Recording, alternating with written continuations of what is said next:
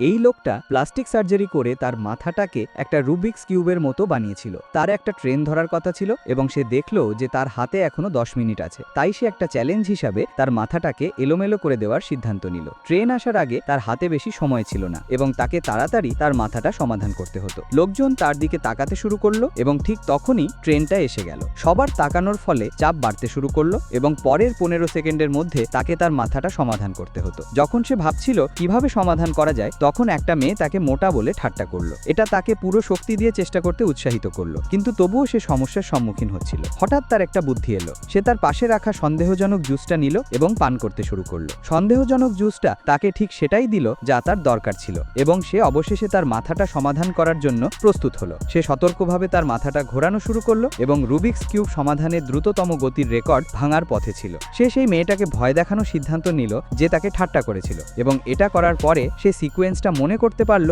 এবং অবশেষে সমাধান করতে সফল হলো।